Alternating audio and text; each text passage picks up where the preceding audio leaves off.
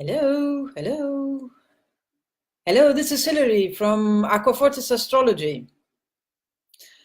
How are you? Tough days, eh? Yep.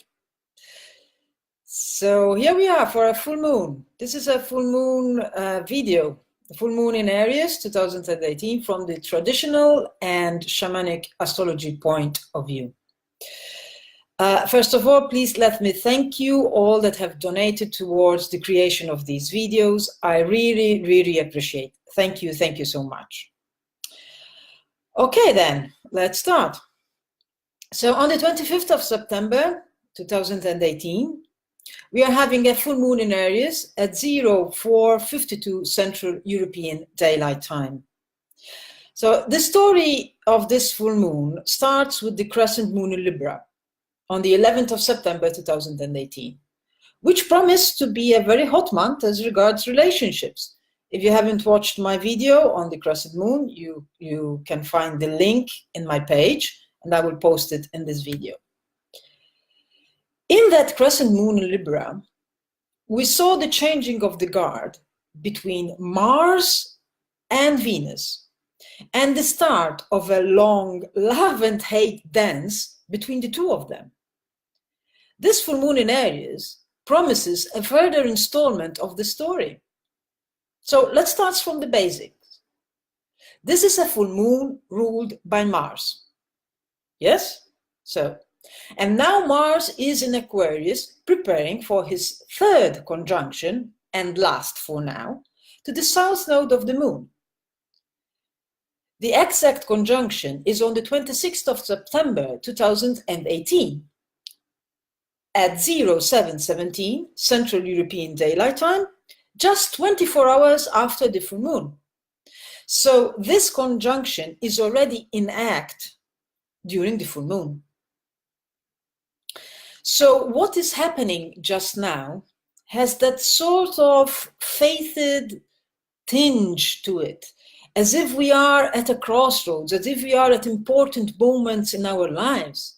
And we start thinking, shall we take this road or the other?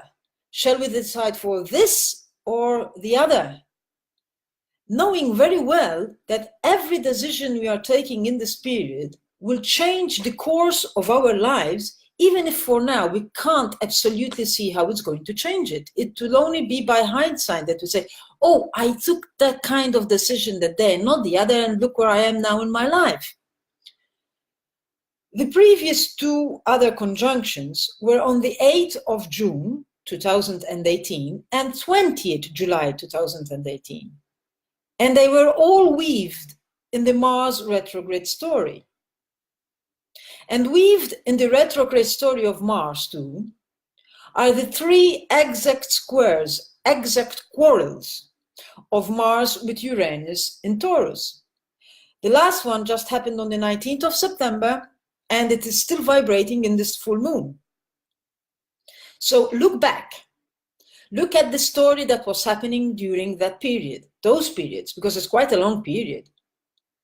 In these days, that story is going to literally reach a climax, release a breakthrough of what has been hindering us for all this period. It is a full moon of releasing that which has held us for a long, long time.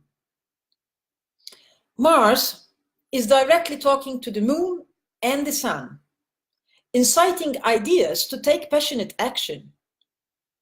Saturn in Capricorn tries to be a referee in the middle, trying to hold the space so the explosion can take place without causing much destruction. But to be a fuel that will take us a long way. Just imagine a missile, right? That's how it is this full moon. Pluto in Capricorn sees that the dark alchemy of constant transformation keeps on going, whatever it takes. It shall keep on going for a long, long time. The Sun and Mercury in Libra, under Venus rule, are trying to bring a balance to this impetus, to this rush to do things, to finally get out of what is keeping us caged. But Venus in Scorpio is under Mars rule. Venus is on the same frequency of the moon and Mars. So she knows what she desires and she wants it now. Believe me, she wants it now. So as much as diplomatic we want to be, as much as thinking about what the other wants, the drive to get what we desire is huge.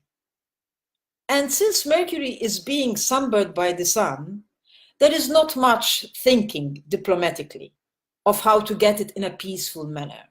Our thinking is muddled. We can't think it really through. The lunar mansion that is housing this moon is the first one, called Al-Sharatyan, the horns of Aries. Now look at the image. The image is that of a dark-skinned man with his hair wrapped and encircled, standing on his feet, holding a spear in his right hand in a warrior style. And the key words are divine mind, primal transmission, power of creation and destruction, active energy, dynamic force. This is an energy that knows what it wants and wants it now. And if there is something in the way, this is going just to be blown away into pieces. The lunar mansion is further enhancing the message that it is time to move forward boldly and probably making a statement out of it. The energy is primal. It is just like an orgasm. You can't control it once it starts, and it takes you with you. And that's the energy. It's very passionate.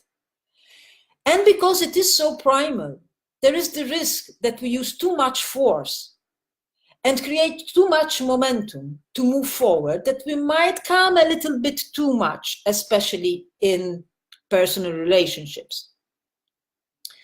So it is a great time to move forward with a project or stagnant situations.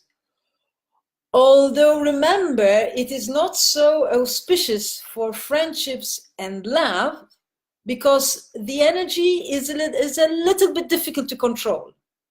Although it might be good for a hot, sweaty, energetic sex session, breaking all inhibitions once and for all, which could be a good thing.